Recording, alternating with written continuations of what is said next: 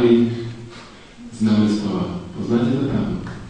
Námestovo hore na Orave, blízko polských hraníc, na brehu Oravskej priehrady.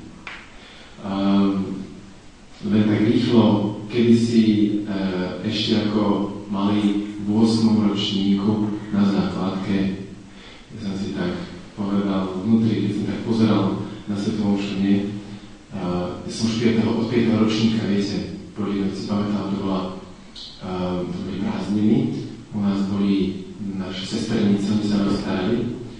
A ja som si tedy, neviem prečo, povedal tak, že ako chodím v nedeľu na svetovom šole v piatok, lebo v piatky máme tie svetové omše, také pre deti. A som si povedal, ja mám čas, toľko času, že neviem čo s ním. No poďme v stredu na svetovom šole. Tak som išiel na stredu, na ďalší deň som povedal, a ja mám ešte viacej času, a poďme v pondelok. Tak som išiel aj v pondelok, stredu, v piatok na svetovom šole. A potom som si na ďalší týždeň povedal, však ja mám čas aj z toho útorok alebo štvrtok. A neviem prečo, ja som tedy začal chodiť každý deň na svetovom šole, okrem soboty, lebo sobotu sme sa umývali, nie večer. To bol taký sviatočný deň pre nás, sme sa po celom týždni umývali. To vtedy bolo tak, zase, ako sme povedali, tak často. A tak som začal chodiť každý deň a mali sme takého pána farára, ktorý si zatvoril oči a polohodinu kázal. A to boli také, ja som nakoniec zistil, že to boli všetko múdre veci, aj také katechetické, všetko boli pekné myšlienky, len veľmi veľa takých rôznych myšlienok. Ľudia to nemali ešte tak veľmi radi, ale ja som tam sedel na tej chlapčenskej strane, sám oproti nemu a počúval. Až po rokoch som zistil, keď na vysokej škole sme sa stretávali s mladými ľuďmi a oni tam sa trápili s takými otázkami viery, viete, že to je tak, alebo to je tak, alebo je to tak. A ja som to všetko mal v sebe už dávno vyriešené. A som sa tak čudoval, že čo s tým majú také problémy, je to jasné, že je to tak a tak. Až potom som si hovoril, že prečo to tak mám v sebe všetko tak vyriešené. Až som zistil nakoniec, že ten pán farár toho toľko narozprával, že ja som len to počúval a roky rokúce a ja som to mal už v sebe všetko vyriešené. Vidíte, ako je to veľmi dôležité, drahé sestry a drahí bratia? Rozprávať. Nehovorím na pána farára, že by vám rozprával neviem ako dlho, každý deň, ale v ich rodinách, pretože katechéza, ona nie je povinnosťou tak kňaza, detí, ako rodičov.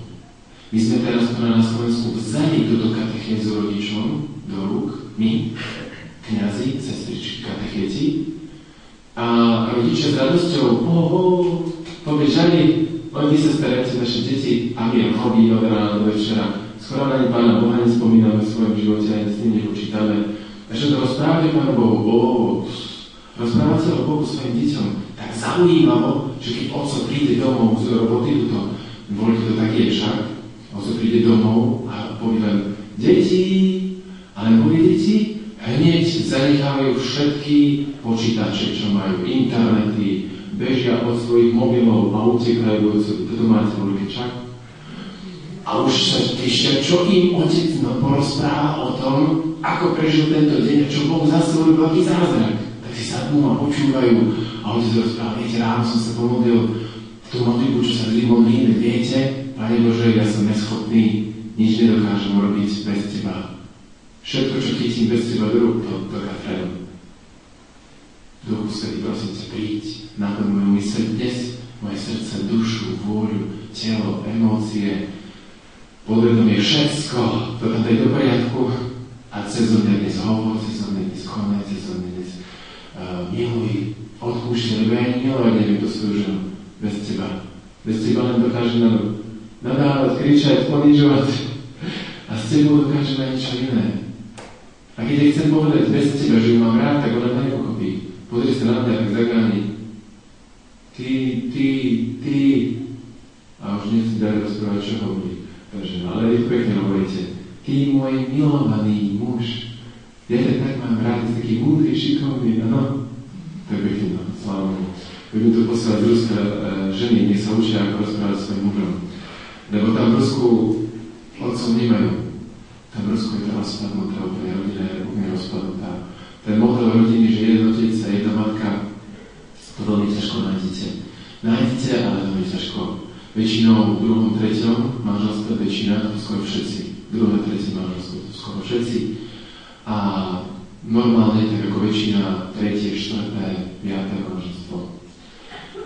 Tak deti počúvajú a hovorí otec, viete, povedal som sa tú modlitbu, potom som šiel do roboty a v robote chaos, v robote strašné, hrozné veci, behajú ľudia, nevedia čo skôr, šok, depresia, nevedia si vyriešiť také veci a ja, ako si zrazu vidím, čo treba robiť. A dostanem takú myšlienku, nápad. Toto idem urobiť, toto poviem s týmto človekom, s tým.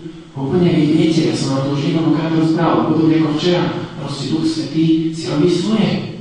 A zrazu sa tá situácia upokojila a všetci sedia okolo mňa a hovoria, ako si to ty dal do poriadku, my to nechápeme. Ale vďaka, sedia a im rozprávam. Rozprávam o tom, ako Boh naozaj žije. A oni ma počúvajú a hovorím o tom, čo sa včera stalo, viete deti, ten zázrak, hej, Jocko, to bolo super. Tak o tom zázraku si mi porozprával a oni tak, že a to sa dá. A ja hovorím, áno, skúste, Boh je nás živý. Takže takto toto rozpráva otec a deti na konci povedia tu voľke, Oco, aj my chceme. Ako to robíš, Oco?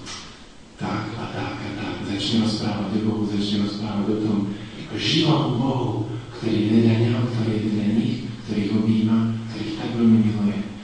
A mama sa potom pridá a povie, joj, čo som nestihla?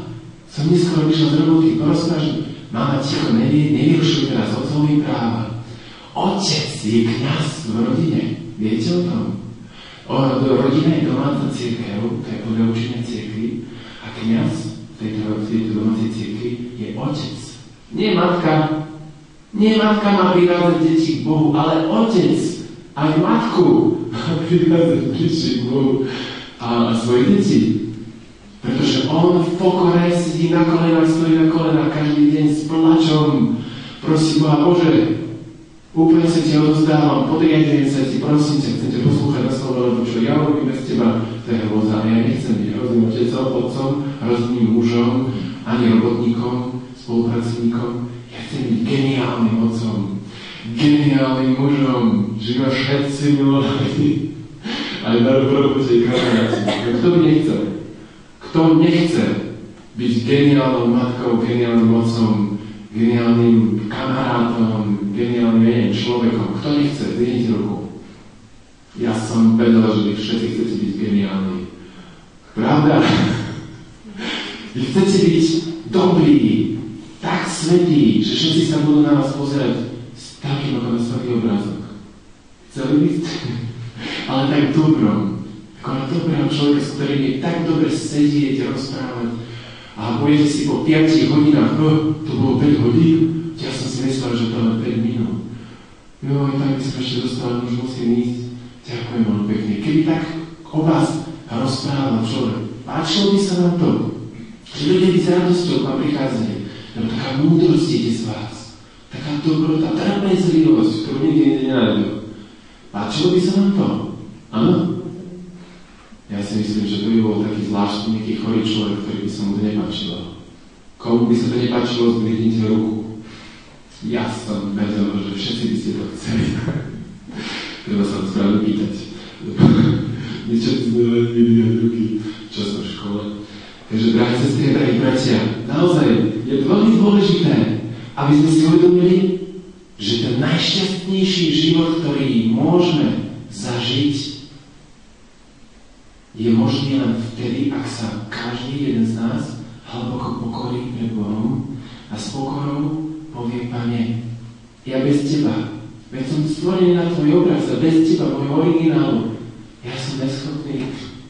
A keď je čosi som schopný dobrého, tak to je len Tvoja láska, Tvoje milosrdenstvo, ktoré ma napriek všetkému, čo ja nechcem od Teba, napriek všetkému drží. My naozaj nie sme schopní bez Boha nič robiť. Tak, ako to povedal Ježiš, bezo mňa nič nemôžete. Uvedomte si to. Ale to nie je preto, lebo ste chudáci, ale preto, lebo so mnou ste veľký, nádherný, silný, mocný, milujúci, milosrdný a bez mňa to nedokážete. Lebo ja som prameň všetkého dobra, všetkej lásky, všetkého milosrdenstva. Ak aj niekto miluje, ak aj niekto odpúšťa, tak to len preto, lebo niekým spôsobom sa otvoril na Boha, ktorý cez neho miluje a odpúšťa. A teda môžeme právo povedať, že keď nás niekto naozaj má rád, to Boh cez tohto človeka nás má rád. To Boh nás objíma rukami tej mojej mamy, toho môjho otca, ktorý príde a povie, aký si, taký si, syn môj, ale si. Ako sa povedali chodze, aký si, taký si, ale si. Áno, môj syn. A Boh cez toho tak nádherného v tebe toľko dáva talentov a schopností. To je geniálne. Ty si proste geniálne majstrovské dielo Boha. Ja som tak rád, že Boh teba, práve teba, daroval mne na pár rokov, že môžem byť ja tvojím otcom. Otcem, nech ťa vystiskam a vytisnem z teba posledné zlo, čo je v tebe. Také otcovské, mužské, práve čisté objetie, mužské slova lásky, dokáže povedať len otec, čistou mužskou láskou. Keď to nedá otec, kto to schopný dať tomu synovi? Nejaký cudzí človek, nejaký sused od vedľa, predavač, kde si? No predavač už nie, som predavačky. Automechanik, keď pôjde s autom, alebo ja neviem kto, nejaký primátor mesta, alebo starosta. Nikto nie je schopný dať túto čistú mužskú lásku, ktorú je schopný len otec, ak to dovolí Bohu cez seba hovoriť. Tedy otec, nebeský Boh, sám, cez toho otca, zohrie na srdcia jeho synov a dcer, ale aj jeho manželky. Manželka môže povedať, keď ma prebímeš, tak by ma objímal sám Boh. Takto by mali hovoriť manželky. A nie, že vypadni, ty nemehlo, neobjímaj ma, čo to robíš, ty neohrabaný. Suseda som si mala zobrať, pozri sa na neho, a len teba. Toto niektoré ženy rozprávajú, no, to som počul, to je strašné. Ale to voľké teda vypávate svojim mužom, však. Vy hovoríte len, ty si tak šikovný, ty si tak múdry, ty si tak dobrý. Áno, počuli ste to, deti, povedzte pravdu, počuli ste to, mamu povedať už niekedy. Dobre, nerozprávajte. Ja viem, že ste to počuli. A preto vás vyzývam, aj si teda bratia, naozaj, my bez Boha nie sme schopní nič urobiť. A preto aj ja vám potom posledňovšie ponúkam na príchode z Kostovej šárom na asistentu, ktorá mi pomáhať. Keď chcete, môžete si od nej vypýtať túto modlitbu. Tak len si urobte svojou zo srdca a skúste si ju pomôcť. Naozaj dovolte Bohu konať. Uverte, že vy nie ste schopné dať do poriadku svoju rodinu. Nie ste schopní svoje deti priviesť Bohu. Nie ste schopní odpúšťať. Nie ste schopní milovať. Veď my nedokážeme milovať ani tých, ktorí nás milujú. Akože my môžeme dobre milovať tých, ktorí sú naši nepriatelia. Povedzte mi, drahé sestry, drahí bratia. Vy poznáte také slovo, taká veta. Prečo ubližujeme práve tým, ktorých najviac milujeme? Pretože si myslíme, že oni musia zostať s nami. Že ona musí tu nami upratovať a žehliť a variť ako slúžka. Že on tu musí zostať ako otec. Ako vidíte, drahé sestry, drahí bratia, tu na Slovensku to vidíte tak jasne, ale v Rusku to vidno úplne jasne, 100%. Nikto, nič nemusí. Nikto nič nemusí. Všetko je slobodné rozhodnutie každého človeka. Boh nikoho nenúti do ničoho. Všimnite si jeho výchovu. Boh nikoho z nás nenúti.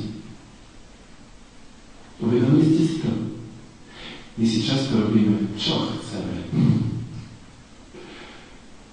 Ale on nás pozýva dennodenne, láka, lanami lásky priťahuje. Ale tie lana lásky sa v momente roztrhnú, ak ty sa rozhodneš inak. Ak sa rozhodneš proti Bohu a ideš po svojom. Len láska ťa môže pritiahnuť k Bohu. A Boh ťa nikdy nebude prinúcovať, pretože ti daroval slobodu. Pretože ak by ťa nútil do niečoho proti tvojej slobode, zničil by lásku v tvojom srdci. Pretože milovať niekoho môžeš len slobodným rozhodnutím. Ak nemáš slobodu, to nie je láska, čo hovoríš a čo konáš. Ak ty, drahá žena a drahá dievčina, svojho milovaného prinútiš a povieš mi toto a toto, lebo spustím ten kravál. Chlap, alebo frajer, lebo to sa nevybola. Mám te rád, moje všetko, ešte čo ešte? Všetko robíš, čo mu prikážeš. Ale si myslíš, že budeš šťastná? Keď vieš, že ten človek urobil to preto, lebo si mu to prikázala, prinútila ho, nikdy nebudeš šťastná. Nikdy. A preto jediná šanca, ako dostať naozaj milujúceho človeka do svojho náručia, je milovať ho. Napriek tomu trpeniu a bolesti, ktoré ti spôsobuje, keď neprijíma tvoju lásku. To robí Boh. Boh každého z nás objíma a hovorí mu slova lásky. Si tak nádherná. Ty si tak krásny človek, ktorého som ja stvoril pre nekonečné šťastie. Koľko z nás ľudí si to uvedomuje? Koľko z nás odpovedajú tú vrúcnou, obetavú lásku k Bohu? Môžeme hovoriť, koľko chceme z knížečky otvoriť. Milujem ťa, Pani Ježišu, ďakujem ti, že si prišiel do môjho srdca po svetom príjmaní. Zatvoríme a rozmýšľame už úplne o ničom inom. Oj, tam problémy mám a tam, oj, by som chcela toto ešte si kúpiť a ešte tamto by bolo dobre doma urobiť a hento, tamto. A nekonečný Boh, ktorý ťa nekonečne miluje a chce túži urobiť tvoj život šťastným, je v tvojom srdci. Teraz ťa objal. Je tu v kostole. Je tu pred tebou. Je tu teraz. Živý Boh. On, ktorý dokáže všetko. A všetky tvoje starosti, ktoré máš ľavu zadnou, vyriešiť. Ľahučko. Ak mu veríš. Ak si uvedomíš, že on je tu a ťa nekonečne miluje. Ak mu to dovolíš. Ak neberieš veci do vlastných rúk a nepovieš Bohu, počkaj, ja sama, ako povedali niektorí naši veriaci, denne chodili do kostola drahí. Takí dvaja manželia, ako nám do svätej Olgy. A keď som sa ich spýtal, a tá Máša, ktorá tu kedysi chodila na sväté omše, viete, taká mladá, ona tu už niekoľko mesiacov vôbec nechodí, čo sa stalo, neviete? Prešlo ju auto, alebo čo? A oni hovoria, prijali ju na MGU. Viete, čo to je MGU? Moskovský gospodársky univerzitét. To je najlepší, najprestížnejší univerzita v Rusku.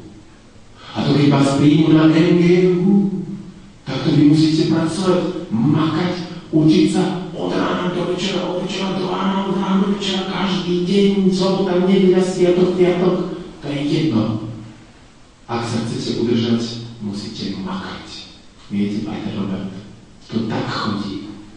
A keď chcete aj pracovať v tejto dobe a to niečo dosiahnuť a mať nejaké tie peniaze, vy musíte robiť od rána do večera, od večera do rána, zapriahnuť sa, lebo viete, tu vám ani Pán Boh nepomôže. To musíte sa zapriahnuť a makať. A vtedy, keď povedali, tu vám ani Pán Boh nepomôže, ja som dostal ako obavený. Pane Bože, prepáč, ale si proste chudák. Ty si neporadíš s týmto systémom, prešpikovaným úplatkami, podvádzaním, klamaním, hroznými vecami, nevernosťou, tým všetkým, čo tam striehne, tie všetko zlo z internetu, z televízie, z tých počítačových hier, z tých filmov, z toho všetkého okolo nás, to je hrôza. Pane Bože, Ty si s tým proste neporadíš. To my musíme zobrať do vlastných rúk, lebo vieš, ako my sme lepší ako Ty. My to dokážeme, keď sa zaprieme a budeme robiť od rána do večera, že ani na svetovšu neprídeme, ani sa nestíme pomodliť ráno, ani večer, ani nič od Teba prijať, len od rána do večera, od večera do rána, furt. A vtedy čo si dosiahneme? Ale chodívať, Páter, tak mi povedal, chodívať akože na svetovšu. Akože tam sedieť, no akože počúvať vás. Veď čo vy robíte? Máme ľahko, vy si tu setkáte, vy právete si rozprávky, no akože rozprávky, prepáčte, nie rozprávky, ale tak veci, ktoré viete, až tak vám nesúvisia s tým životom. My vieme, o čom je život. Tak som sa rozhovoril si, tak celé tie mesiace, čo tu ja vytrávam na svetých ručiach, čo tak snažím proste do prázdna. Lebo Páter Robert si akože vypráva, veď pekne rozprávate, pekne. Veď nie zle, ale viete život. Život je život. Vtedy som sa zahrozil a hovoril si, Pane Bože, kde sme sa to dostali s tou našou vierou? My ti vôbec neveríme. My s tebou vôbec nepočítame, pretože diabol nás proste presvedčil, že si chudák, že si slabší ako my, že si hlúplejší ako my, že my lepšie vieme, čo treba. Že my to zvládneme, keď to nenecháme na teba, ale keď to budeme robiť my.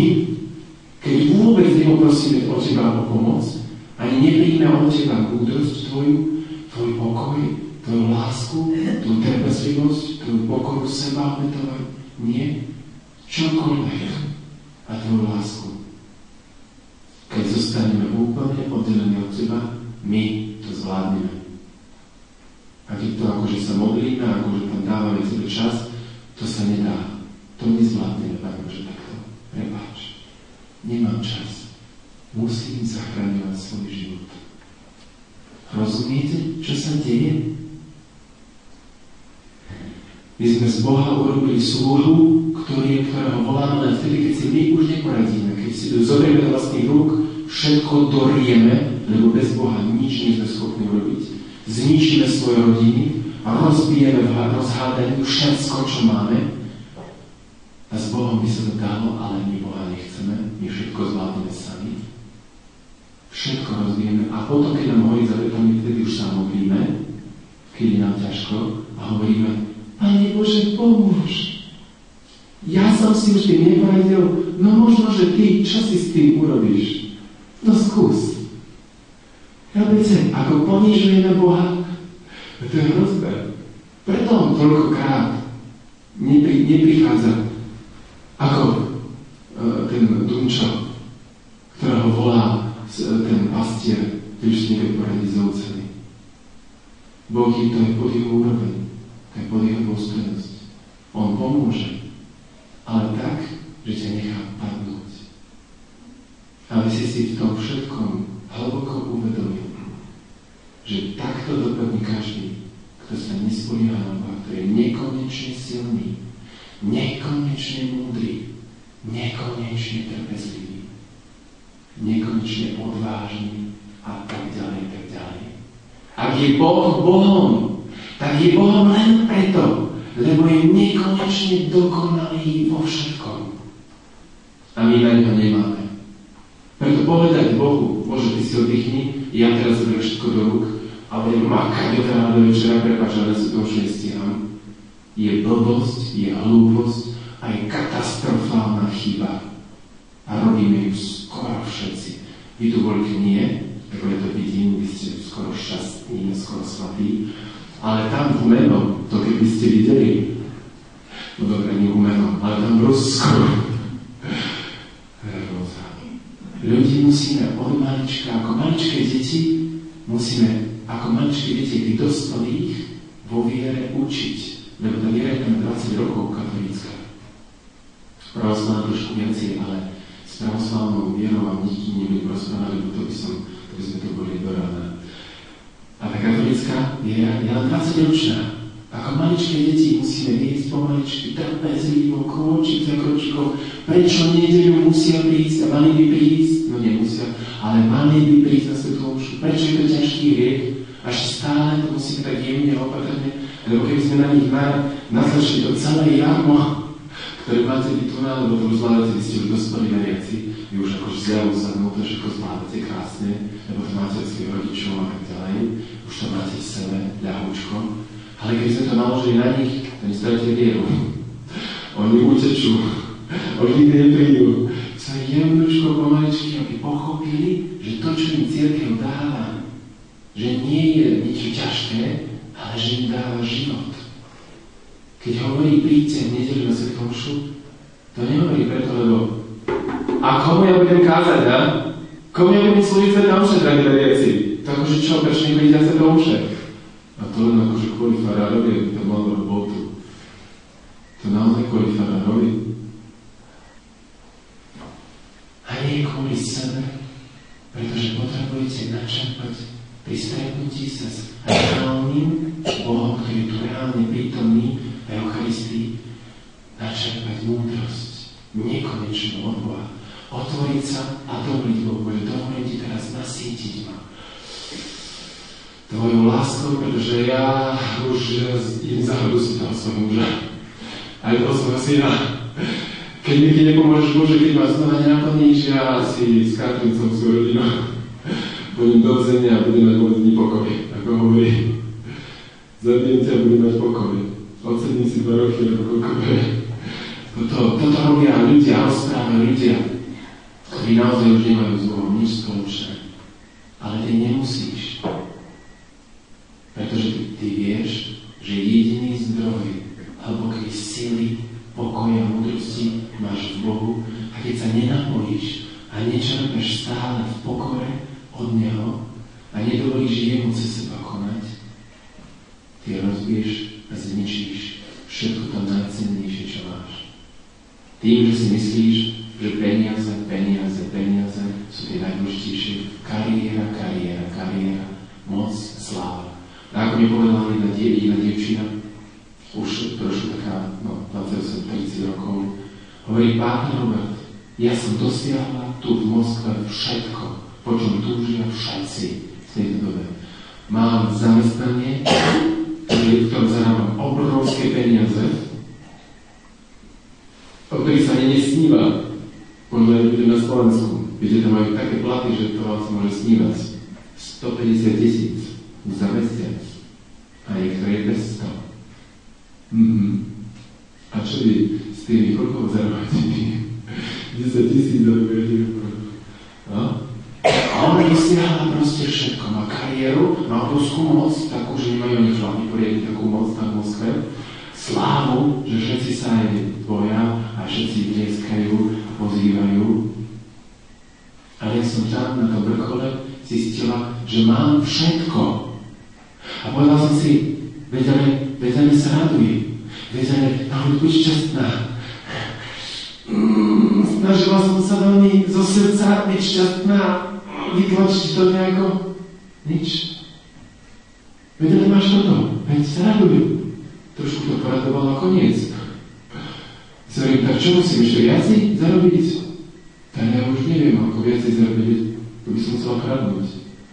A ešte jej zabíjať potom neskôršie. To niektorí hlúpi, ktorí nepochopia, že tá cesta nevedie k šťastiu, oni idú ešte, zarábajú ešte viacej, nemôžu normálne, tak potom podvádzajú, a keď už ani podvádzajú nemôžu viacej, tak už zabíjajú. Len aby viacej dostali. Ale táto cesta vedie k seba zničeniu. K depresii a k smrti. Viete do samého. Nezavíte tým ľuďom, ktorí vám tu na pokladne toľko veci a peniazí. Aj tým politikom. Nezávíte. Lebo oni, okrem toho, že sa im tie peniaze rozsypú, bez Božieho požehnania tie peniaze nemajú vôbec žiadnu hodnotu. Oni sa vám rozsypú. Ako povedal jeden človek tam, v Irkutsku, mladý človek. Zarábal som si tým, že som kradol mobily. A som nakradol toľko, že som bol profesionál. Aj svojim kamarátom som kradol. Aj som na to zarobil obrovské peniaze. Viete, čo som si kúpil? Skútre. Ale ja nechápem, Robert, Polovica tých skutrov sa asi do týždňa pol úplne ako pokazilo, takže vôbec sa nedali opraviť, nechápame.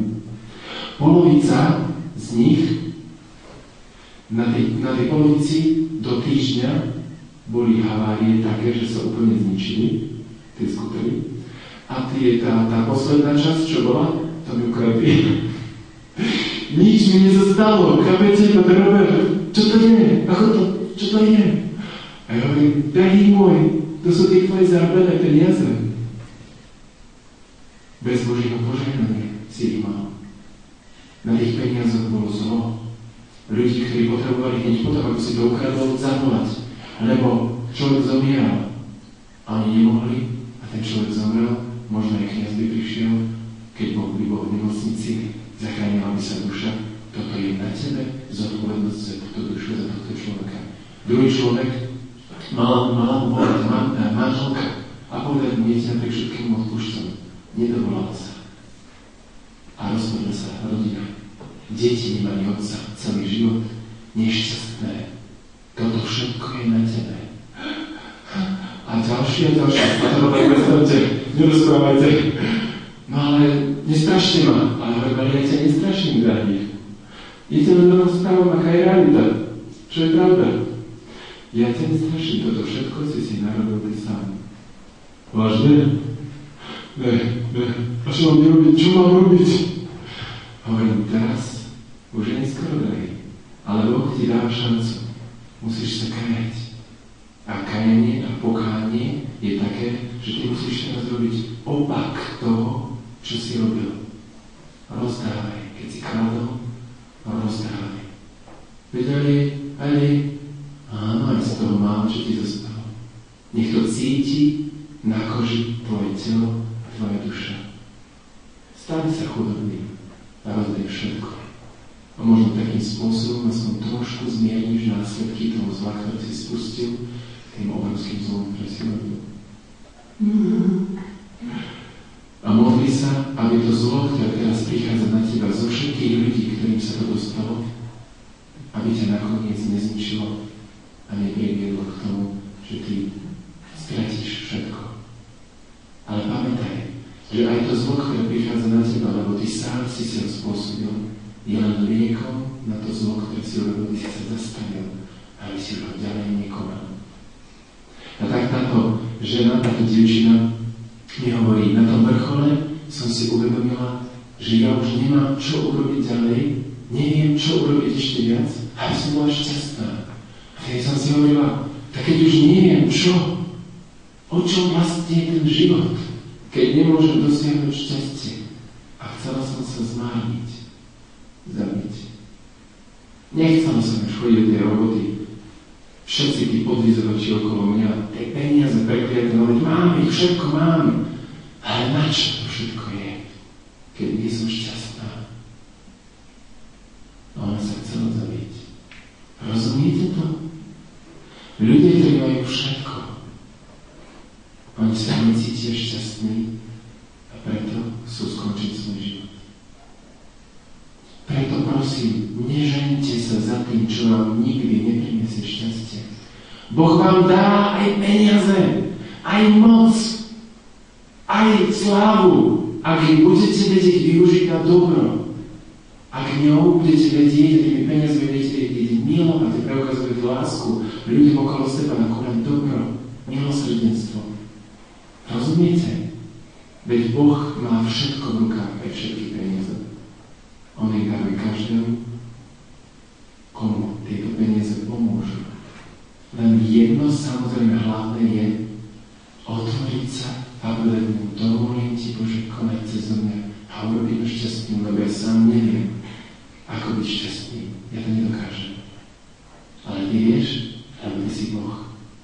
A táto, myslím, že sa volá Táňa, ona povedala, vtedy som chcela si dať lieky, viete, nadávkovať sa, predávkovať a potom zomrieť.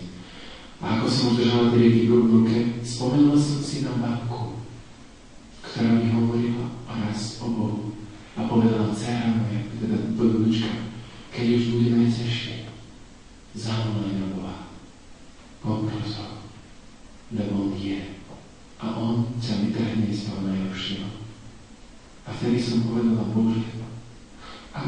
existuješ, lebo neverila. A ak existuješ, prosím ťa, pomôž mi z tohto von, ja neviem, čo mám robiť. A vtedy vyselená padla na posteľ a zaspala. A keď sa zobudila, zrazu cítila veľké nutkanie ísť von. Nevedela kde. Vyšla von do ulic. A keď išla, nevedela ako kde, ale ju to ťahalo. Zrazu sa objavila pred katedrálnym chrámom v Moskve. Katolícky chrám. Neodogotika, krásny chrám. A ťahalo ju to dovnútra. Tam si sadla a povedala, ja nechápem, ale v tom momente, ako si sadla, ako vodopád. Ma naplnil taký pokoj, ktorý som nikdy v živote necítila. Nikdy v živote. A tento pokoj ku tomu kniazovi a popros ho spoveď.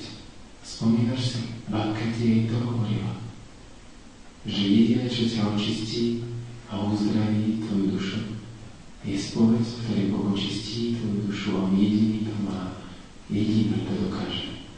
A tak vyšla, povedala, keď som sa vyspovedala do všetkého, ja som pocítila takú radosť a také šťastie, aké som nikdy v živote necítila. Od žiadnych peňazí, od žiadnej moci, slávy, od ničoho.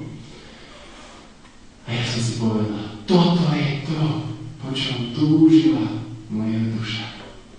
A odtedy už neutekám od Boha, zostávam s ním. Páter Robert, povedzte všetkým, že tie prekliaté peniaze, tá moc a sláva, bez Boha nikomu nič nedajú, ani kapôčku šťastia. Tí, ktorí sa usmievajú, tam na tých pódiách spievajú, hrajú, ale neviem, čokoľvek robia a usmievajú sa. Oni to robia len preto, aby im ľudia aspoň závideli to, čo potom doma preklínajú. Vidíte, aké je veľmi dôležité. To, čo babka povedala kedysi, môže zachrániť vnúčku po rokoch. Preto som povedal na začiatku, neodozdávajte svoju katechizáciu, svoje učenie o Bohu kňazom, sestričkám. Keď sa snažia, no nech to robia, Bohu vďaka, ako prídavok. Ale to hlavné, po čom túžia, po nasýtení tvoje deti, po nasýtení od Boha cez teba múdrosti. Hovorte o Bohu, ale živo, o tom, čo Boh koná vo vašom živote. Keď mu dovolíte konať od dnes, uvidíte zázraky, drahí sestry, budete. Po Svätej omši ja vám porozprávam toľko zázrakov, že by sme tu mohli aj 3 dní byť, v kúse by som vám rozprával od rána do večera, a tak by som nestihol všetko povedať. A Boh aj tu poľke zažiari obrovskou silou a vás vytrhne natoľko z toho zla, z toho všetkého, že tu sa budú chodiť do roky, učiť všetci z celého Slovenska, ako žiť šťastný život. Lebo to bude ako chýr po celom Slovensku, že vy tu nám robíte zázraky. A vy potom poviete, drahá sestra, vieš, to je tak. Ráno si sadneš, kľakneš a povieš, Bože, ja som neschopák, nedokážem nič. Ale ty s tebou dokážem všetko. Dovolím ti cez mňa dnes hovoriť k mojim deťom, k mojej žene, k mojemu mužovi, mojim priateľom v robote, čokoľvek chceš. A robiť, čo chceš. Aj proti mojej vôli. Aj keď ja nebudem chcieť to, čo chceš ty, nevšímaj si ma. Aj tak rob po svojom. Nedovoľ mi. Ja ti to dovolujem. A vtedy to tu budeš zažívať. Mohol by som vám rozprávať o Tatiane, ktorí okradli obyt v Moskve. Jej vlastný muž, ktorý potom jej dal, že kúpil za pár rubľov rozpadnutý dom 800 km od Moskvy. A tam bez vody, bez elektriky, akože by pán Šmarel povedal, o chvíľučku sa vrátim. A už sa nikdy nevrátil. A potom, keď žiadala od tých, ktorí už žili v jednom byte, zase naspäť do Moskvy, aby jej dali nejaké tie peniaze, rozdielili, tam obrovské, to sú milióny, aj opatrovateľské nasýdanie. Tak povedal, všetko dáme, choďte naspäť, choďte, všetko dáme. nič jej nedali a ešte poslali sociálnu službu, ktorá jej zobrala dieťa, pretože v tých podmienkach, v ktorých jej tam pripravil muž, sa nedalo vychovávať deti. Bez decka, bez vody, bez elektriky, bez ničoho. A oni ho zobrali. Že príďte na súd. O pár dní bude v Moskve. Tam, keď prídete a dokážete, že sa môžete, my vám obrátime. Prišla. Ale tam je povedal, viete čo? Ale dneska nemáte žiadny súd. Počkajte. Pred pár dňami bol súd, áno. A už vás aj odsúdili. Čo? No, zaočný súd. To viete, že to je. To je ako bez vás. To sa dá. Že vraj. Vtedy sa to dalo, neviem, či teraz. A už vás aj odsúdili, že ste neschopná vychovať svoje dieťa. Zobrali vám už. Už aj dali do nejakého detského doma. Čo? Kde? Hele, čo neviete, ako neviete? No čo? A keď som aj vedel, tak je to prísne tajné. Nemôžem. Vypadnite. Nie, povedzte mi. Vyhoďte ju. Vyhodili surovo. Ona taký šok na tých schodoch, že jej nohy vypovedali službu. A ona nemohla sa ani hýbať. Sadla si tam, plakala. Potom prosil všetkých o pomoc. Nikto sa ani nezastavil. Veď po pár týždňoch bez elektriky, bez vody, aj vy by ste vyzerali ako prašili bezdomovec. A tak tá myslená zaspala. A nejaká korisť pre všetkých dookola. Okradli ju. O posledné peniaze. Aj o doklady. A bez dokladov ste nikto. Či chcete, alebo nechcete, stali ste sa bezdomovcem. A tak ona nechcela. Ostala v Moskve sa túlať. Všade, ľahšie sa to nedalo. Bez ničoho. 10 rokov sa takto chodila po Moskve. Hľadala útočište, hľadala svojho syna. Musela sa stať alkoholičkou. Lebo viete, zimy v Rusku, minus 25, minus 30, minus 35. To tam nečistí všetko. Od bezdomovcov, ktorí sa nestiahli ukryť. A ako alkoholička potom ju zobrali k sestranky Terezy. Tam sa stali bezdomovcov. A ona tam v depresii, v tom, že nikomu nemôže veriť, že všetci ju okradli, všetci podnikli. Potom po pár mesiacoch prišla za mnou, hovorí, Pater, ja neviem, či vám to môžem povedať, vy ma asi nepodvedíte však. Hovorím, neboj sa, sedni si, čo sa stalo. Všetko mi to vyrozprávala a povedala, čo mám robiť, Pater, čo mám robiť? Ja chcem nájsť svojho syna, ale ako? 1000 detských domov po celom Rusku. A ja neviem, v ktorom. A ja už mohli po 10 rokoch nejaká rodina zobrať. A to už úplne v kelinde si, ja vôbec neviem. Ako? Ja neviem. Taká stratená ako bude. A my si, Pane Bože, tak ako toľkokrát, keď tam počúvam tie histórie a životy ľudí, a my si, Pane Bože, čo povedať tomuto človeku? Ako si s tým poradíš? Viete, my musíme v prvom rade veriť, že Boh si aj s týmto poradí. Keď je to tak nemožné, ľudský, hľadajte toho svojho syna. A ja hovorím, Duch Svätý, keď ty niečo nepovieš, tak ja neviem, čo povedať. A tak som počul, viete, tam máte také nutkanie, taká zrazu taký nápad, myšlienka. A keď cítite, že vy sami nemôžete nič a zrazu príde táto myšlienka, nie od vás, vy viete, tak to je od Ducha Svätého. Niekedy tam aj diabol sa mieša, to musíte vedieť rozlišiť. A vtedy hovorím od neho myšlienka. Tak si aspoň rob doklady. A s tými doklady budeš môcť čo si robiť, keď som si nedal predstaviť, čo? Behať celý život od jedného detského doma k druhému, hľadať svojho syna, ktorý už možno tam nikde nie je, možno už aj zomrel. Lebo v tých podmienkach detských domov, viete, tam v Rusku, to nie je ako na Slovensku. A tak, hovorím, zrazu prišla myšlienka, vieš, Tatiana, Boh je veľký, silný, nekonečne múdry a on tak miluje tvojho syna aj teba, že on túži potom, aby si ho našla. Určite. On nájde spôsob. On už vie. Lebo ver. Ona sa pozrela na mňa a hovorí, a vy veríte? Ľudia to nebolo jednoduché. Vtedy som si naplno uvedomil, aký som úbohý a biedný. A tá moja viera, aká je slabúčka. Veriť, že Bohu je možné a je nemožné, to nie je tak jednoduché, práve sestry a bratia. A vtedy som pozbieral všetku vieru, čo som mal na tú najmenšiu. A vypadám, že pomôž mi, prosím ťa, pomôž mi uveriť. A vtedy Duch Svätý znova mi dal slova, ktoré som povedal. Hej, Tatiana, ja som už videl veľa zázrakov. Boh to dokáže. Neboj sa. Ako som to povedal, to len Duch Svätý vie. Ona zrazu, tak keď veríte vy, tak verím aj ja. Verím, Bohu sa to podarí. Áno, vstala, tak hlboko pokojná a radostná. A povedal, ďakujem, Páter, ďakujem. Prvýkrát som videl takúto pokojnú a radostnú. Odišla. O týždeň, keď som sa prišiel tam znova na svetú omšu, ona oproti mne ide a hovorí, Páter Robert, vy ste asi svatí, alebo čo? Hovorím, ďakujem. Keď som to počúval, ale ja viem, kto som. Potvára jedna, ktorá neposlúcha Pána Boha, furt si robí, čo chce. A neposlúcha, čo Pán Boh chce cez ňou. No ale čo si chcel, Tatiana, povedať? Sadni si. A ona sa mne nepozerá ako na svatý otázok a pokračuje ďalej. Viete, keď ste mi týždeň dozadu povedali tie slova, tak taká sila do mňa vošla, viete, tak som uverila.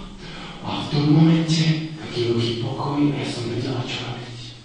Išla som potom hneď s jedným kamarátom, všetko som povedala a on povedal, teta, nebojte sa, my to nejako zvládneme, pôjdeme na internet. Domoja, to je viera týchto Rusov, chápete, urá, za rodinu.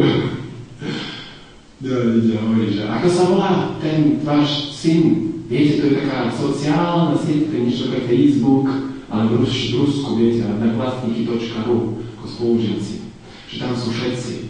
No, možno ten váš syn nie, lebo v tých detských domovoch, kde si zapadnutých tam vôbec nič také nemajú. No. A možno na nejakú rodinu, ktorá je už taká úplne, že v Keli, že tam už vôbec nič nemajú. A možno, že je už aj v Amerike, lebo aj doma do Ameriky deti dajú na adopciu z Ruska, teraz už to zakázali. No ale vyskúšame.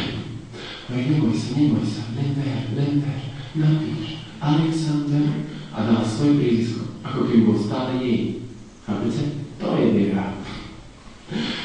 A ten krúti hlavou hovorí, no dobre, tak napísal. A vyhodilo tam, vo vyhľadávaní vyhodilo, ja neviem, takých Alexandrov. Presne takých s takým menom. A ten veľmi pozerá na tú tetu. A tá materské srdce, ten prvý, to je on. Ale teta, veď tu poriadne niekto tú fotku tak rozmazaná, vôbec nevie vôbec, že či ten človek alebo čo tam je. Nie, to je on. Napíš.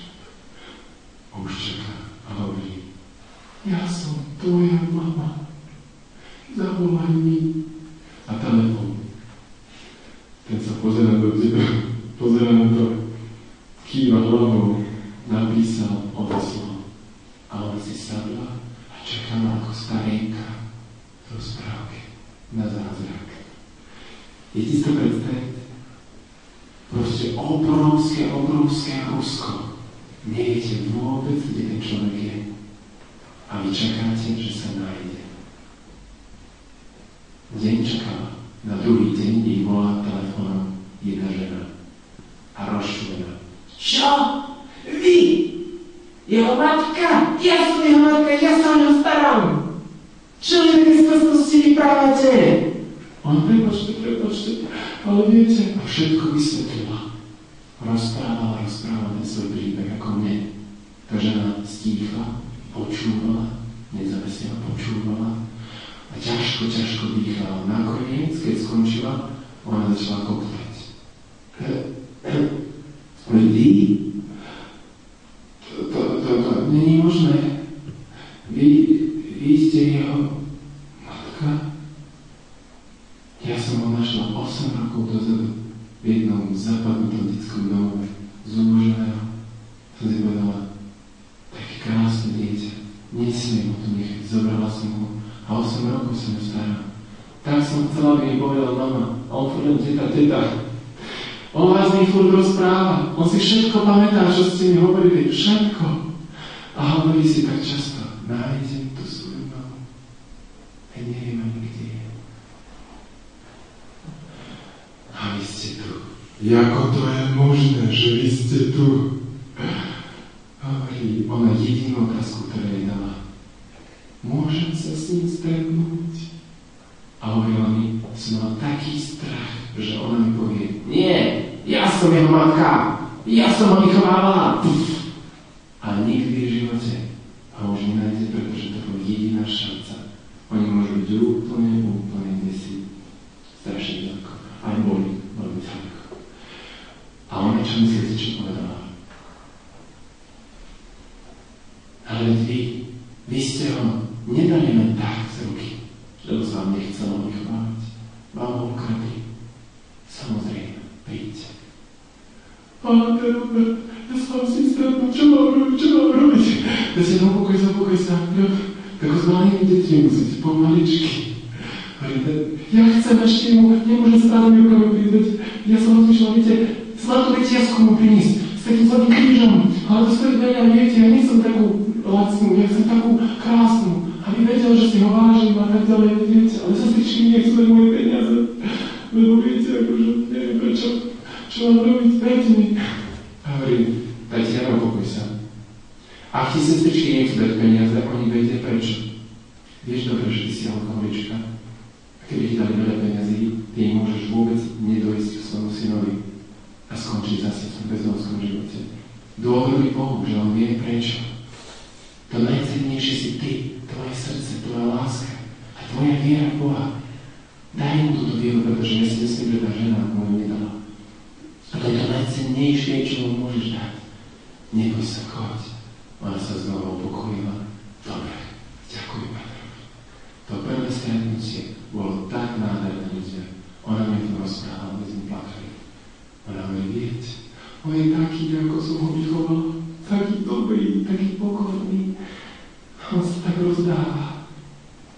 A on je mamička sem, mamička tam, ako kráľovná som bola. A on tak chce so mnou žiť. Ale ja nemám na to. Ja nie som schopná teraz. Viete, to sa nedá. Ale verím, že keď Boh robil tento veľký zázrak, tak on robí aj ďalšie. Však.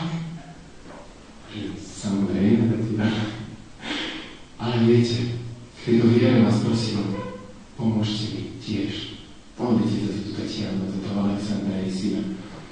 Modlite sa, aby Boh robil ďalšie zázraky, lebo v Rusku, v Moskve, tam je to veľmi ťažké žiť. To nie je tak jednoduché. Každý vás tam okradne, o všetko je to posledné, ani nás ľudovanie.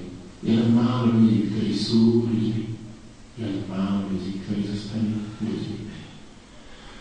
Preto vás prosím o modlitbu za nás misionárov, lebo ja som často v takej situácii, kedy stojím pred rozumletou dušou na kúsky, rozbitou, zničenou, spotvorenou jej rodičmi, blízkymi, známymi, doničenou, strašné, ako dokážu ľudia zničiť svojich najbližších.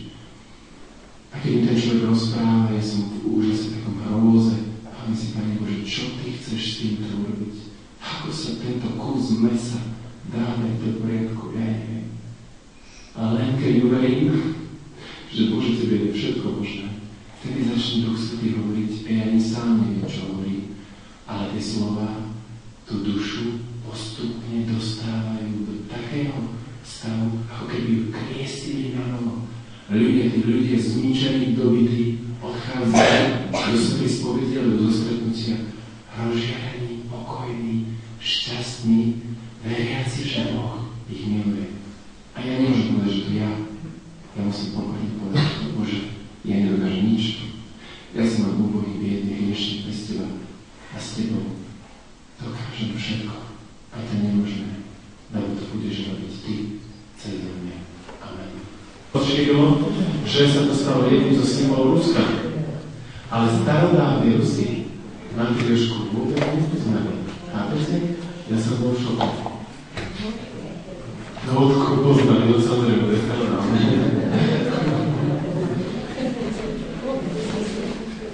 Mám tu aj takú krásnu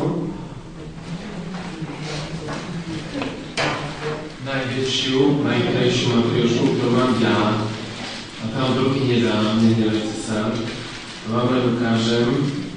Ona je to takáto krásna nevestička. Nádherná matrioška, je také majsterky, ktorá na Bajkale robí, je to krásne. Čo je tam, koľko je tam tých matriošiek? 10, áno. A vy ako schopná, šarmantná asistentka, ja vám to dám do ruky, netrasú sa vám ruky však. Keď vám to padne, hlavu trhnem. Bez hlavy sa dá žiť, ale krátko. Takže opatrne. Takže popozerajte si, držte to v ruke, držte to a môžete stať a môžete to poukázať všetkým dookola, potom to sa na to vráti. Dobre?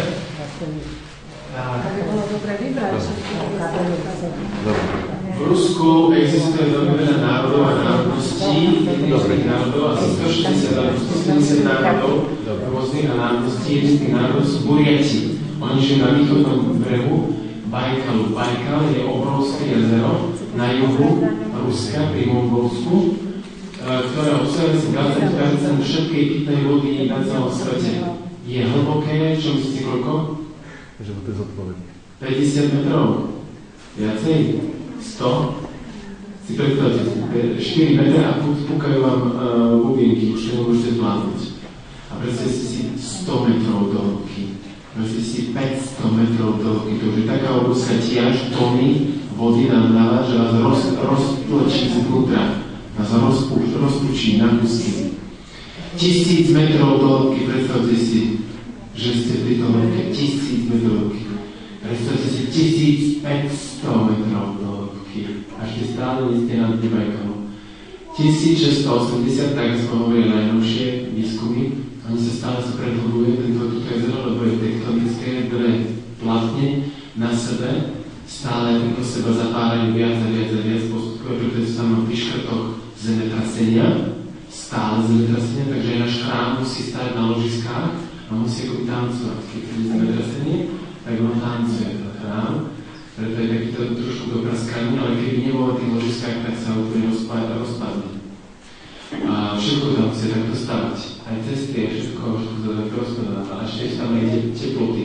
Keď som bol v Irkutsku, tak som schytal taký dobrý rok.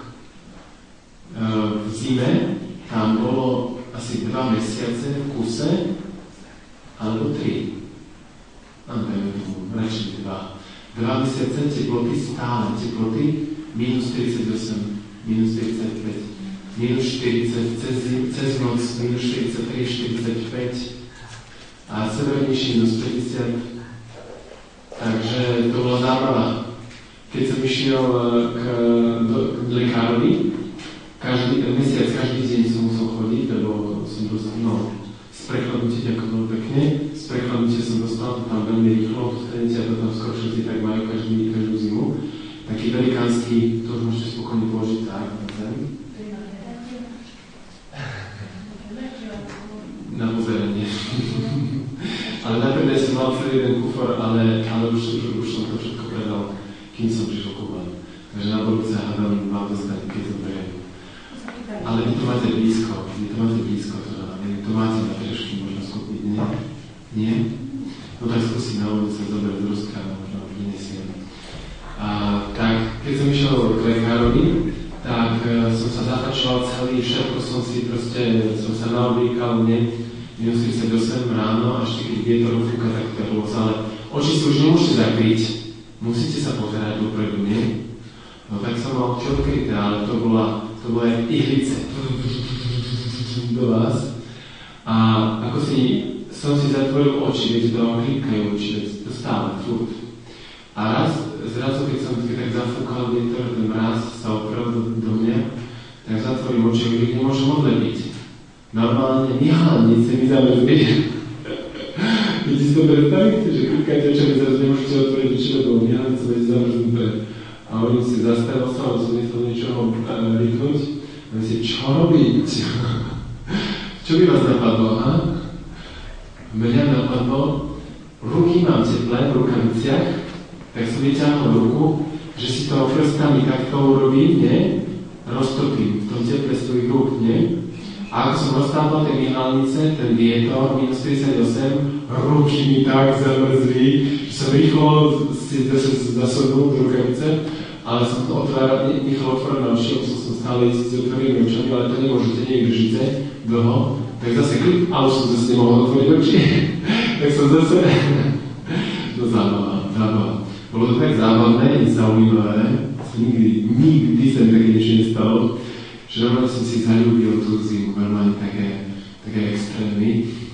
No mne bolo dobre, keď doma nám nepopraskalo naše potrubie a neviem, všetko nemuseli sme, ako mnohí, čo im popraskalo všetko, roztrhalo, tak museli 200-300 metrov každý deň chodiť s kýbľami po vodu, čo im prinášali v cisternách. A 2 mesiace, kým sa to celé neroztopilo, a potom mohli opraviť a na niekoho mesiaca museli byť bez vody. Chcete si to predstaviť? V zime. Aj celá jedna oblasť Omská, zrazu sa, že sa takisto stalo tam nejaká havária, celá Omská oblasť, v tých minus 35 mraze, zrazu tie teplárne prestali fungovať. A ľudia v mrazoch. To je rôzne. Takže tam vykurujú tak silne, že ľudia majú tak vykúrené, oni tak strašne sa snažia kúriť, že normálne minus 35 na ulici, idete po ulici a tam normálne vidíte otvorené okno do korána, otvorené okno a minus 35. To my si nedovolíme ani keď je 8 alebo 10 stupňov alebo 15, nie? A oni otvorené a tak teplo, horúco, že nemôžu vydržať. Tak hicujú. Takže v týchto podmienkách tam naozaj títo Rusi musia žiť, lebo kde inde pôjdu? Kto im tam kdysi ďalej, bližšie ku Európe, dá nejaký byt alebo nejaký dom? Ako predajú toto, čo majú tu, keď tam nikto nechce ísť a nikto nechce dostať? Že v mnohých tých podmienkách, aj keď zarábajú 10 000 a musia platiť veľké peniaze za svoj byt, nie je to tam lacné, pretože to všetko musia dovážať do Jakutska na Sibír, všetky potraviny, všetko musia dovážať, takže je to o mnoho drahšie ako u nás a musia to tam vyžiť s tým pár rubľami. Takže živoria chudence, no ale ono sa začalo tým, že cári vyhosťovali, vyhadzovali na Sibír všetkých tých, ktorí boli proti ním, ale vďaka tomu sa tá Sibír osídlila a začalo tam nejaký život. Ináč to bolo rôzne. Takže toto je jeden z národov, volajú sa Buriati. Buriati majú veľmi blízko k Mongolom, majú podobnú kultúru ako Mongoli, ale inú, oni sú veľmi inteligentní, veľmi šikovní. Ich balet, buriatský balet, buriatská škola je len druhá v Rusku, sú dve, moskovská a táto buriatská. Ona sa vyrovná tejto moskovskej, ktorá je najlepšia na svete. Najlepší balet je v Moskve. Ale Burieti, to mnohí nevedia, majú takisto kvalitný a nie ešte trošku lepší balet. Svoju vlastnú školu. Trošku inak učia ako Moskovčania, ale to ja som videl tam v Jakutsku, tam boli na gastroľach, akože vystupovali z Burieti. Tak to bola nádhera. Oni majú také šikmé oči a tak ďalej. Aj ako spievali, nádhera. A tam sa to začalo veľmi skoro. Takže toto nosí na hlave buriatsky ženích. Prepáč, ale blízko si jediný na okolí. A toto nosí na hlave buriatská nevesta.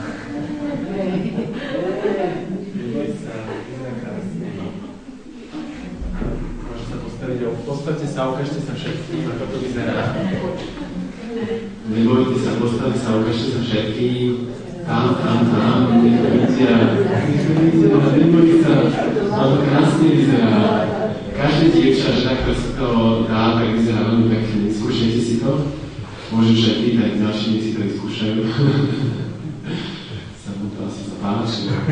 Posílam to Buriati. Ďalšie veci, čo tu mám, sú takéto nádherné veci zo Sibíry. Čo myslíte, z čoho to je? Vyrába sa to v na Sibíri. Pozrite si. Čo myslíte, čo to je? Nie je to koža. Nie je to koža, nie je to korok, nie je to drevo. Čo myslíte, čo to je? Koba. Áno? Vy ste nejaká múdra? Hovoria všelijaké, ale nevidia to najak, keď to potom pomáham, že je to kôra. A je to stromu brezy, pretože breza je tá najkrajší strom, najexplorovanejší, najpopulárnejší vo všetkých piesňach. Všetci milujú tú brezu. Viriovská, dá. Veľmi veľa piesní, jedna z tých piesní hovorí o tom, že do brezy, krásnej, mladej, bielučkej brezy bol zaľúbený jeden starý peň. A tento starý peň,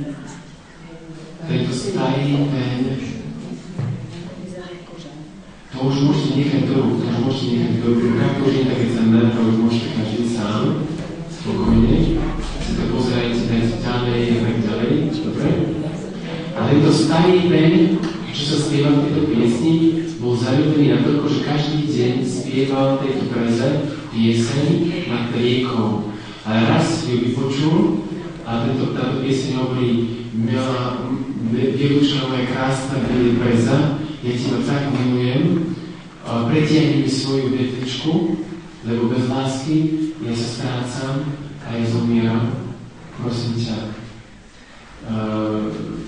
preukážem tú svoju lásku, pretože rád ťa milujem, breza moja milovaná.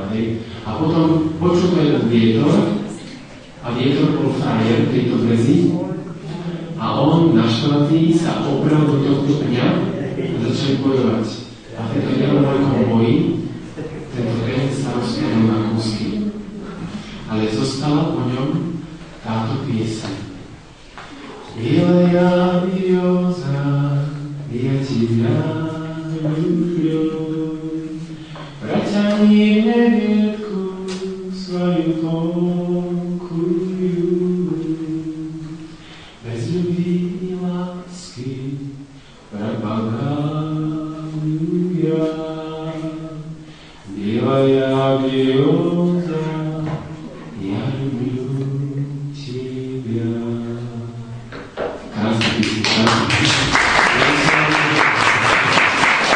Keby som vám zaspieval celé, to by ste plakali. Takže radši pokračujeme ďalej. Dobre?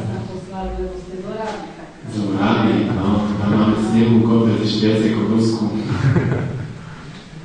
Toto je takisto z brezovej kôry, ale to je taká špeciálna práca. Majster myslel povedať, ako mohol urobiť taký detailný obraz Irkutska na brezovej kôry, starodávne Irkutsko. Naozaj krása, môžete si to povedať ďalej, potom chcete ďalej pozadu. Dobre? Ďalej. Čo myslíte, ako vyzerajú vajíčka, veľkonočné vajíčka v Rusku? A vy už viete, čo? Nie sú také trápne vajíčka ako u nás, že to padne na zem a rozbije sa to. Ani ich tak nemalujú tak trápnymi kvietuškami, ale oni malujú takéto krásne ikony na tie vajíčka. Nádherné. Takže môžete si to pozrieť, to som nekúpil, to som ukradol. Nenebojte sa. To som najkrajnejší. Som bol starodávne Irkutsko, ešte kedysi dávno. Ono bolo úplne celé drevené, všetko bolo rozdrevené. A v takých podmienkach som si myslel, že doteraz sú dedinky, všetky dedinky drevené, doteraz. Som sa smial, že vy máte ešte všetko drevené, a oni ma tak prizemnili a povedali: Páter, v tých podmienkach na Sibíri, keď je tam minus 50, v betonových domoch by sme pomreli. Drevo, ono ešte stále nás chráni a drží to teplo, takže len vďaka tomu drevu my ešte žijeme, takže to je normálne, že tam je drevené všetko. Keď som bol, to už budem, tieto vajíčka, toto vajíčko spolu s niektorými ďalšími vecami stálo na poličke u nás v našom kláštore v Irkutsku pri Bajkalu. A celý rok som sa na to pozeral, nikto to ani raz nezobral do ruky, nikto to neobdivoval, nič, stálo to tam len tak nepovšimnuté. Tak Tak si hovorím, na konci, keď som už odlietal, zoberiem to so sebou, aspoň to tam ukážem na Slovensku tým veriacim. Veď ja to poviem, že zobral som si toto, len aby ste vedeli, nie, že to mi tak, že určite to nebude ľúto. No ako som to pobalil, čo si sa stalo, čo si stalo, ako vždy, viete, zrazu už sa ponáhľa rýchlo, zabudol som. A prišiel som na Slovensku, otvoril som ten kufor a to som ako pristihnutý príčine. Tak si hovoril, rýchlo to musím napísať do mailu, tak som napísal, čo sa stalo a hovoril, nie, boli sme v poriadku, to si nás si zoberať. Veď my aj tak, komu to tam budeme ukázať, všetci to majú doma, nám ešte dajú, neboj sa. Takže máte to, som to ukradol, poctil. Ďalšie vajíčko je takáto svetica, čo je to za svetá?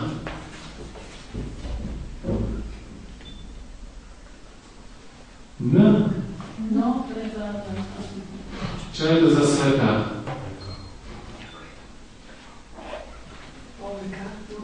Není Olga. No, to musíte vedieť. Tam aj to napísal. Nerobojte. Nečítať. Pán Farad, nepomáhajte. Nepomáhajte, pán Farad.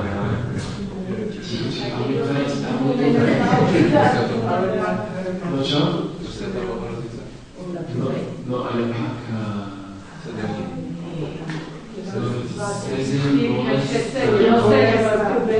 Deti moje. Vás musí misionár Ruska učiť. Sedem bolestná. Po rusky semi striedneja. Ako sedem striedneja. Sedem bolestná, áno, majú normálne nikoho sedem bolestný. Napríklad trošičku nečo ako u nás. Sedem takých mešov. Môžete si povedať. Čo myslíte, kto mi to dal? Bol to takýto krížik, ale mi to ukradli. Nebojte sa, nikdy som mi zapotrašil, neviete. Čo myslíte, kto mi to dal? Čo myslíte, kto mi to dal? To je ručná práca jednoho človeka. A jediná jeho ručná práca. Schodička. Chodila po sestra Matky Terezy k bezdomovcom. Každú nedeľu, každý pondelok. Jeden z tých bezdomovcov toto robil, lebo sa nudil. A toto je potom daroval, nech sa páči. Krásna práca však. Dokázali by ste? Vyskúšajte. Oni majú veľmi zlaté ruky a zlaté srdcia, len keď ich niekto netlačí do toho všetkého, tak oni si ležia, spokojne, nič nerobá. Oni sú také, viete, keď na nich nekričíte, tak keď ich pochválite, tak oni si chceli, že dosiahli vrchol všetkého, čo už ich pochválili. A všetko, keď krčíte a stále ich ženiete, tak vtedy robia. A keď ich nekričíte a náhodou ich pochválite, koniec s robotou. Tak bolo jeden Slovák, ktorý tam robil s Rusmi v jednej banke. Čo myslíte, čo je toto? To je nerpa. Nerpa, tak to bolo v Rusku. Samozrejme je to sladkovodný tulen, jediný sladkovodný tulen, ktorý existuje na svete, tak my to spomínali Rusi, a žije v Bajkale. Keď je maličký, tak je to takýto huňažičký, zlatučký, a keď je bielý, a keď je už veľký, tak je čierny, tlstý, veľký očiaľ, krásne stvorenie. Môžete si to pozrieť? Otcovi som kúpil, že nemôžem stále malé kúpovať všetky tie veci do kuchyne, ale otcovi som kúpil, čo som kúpil otcovi? Vilku.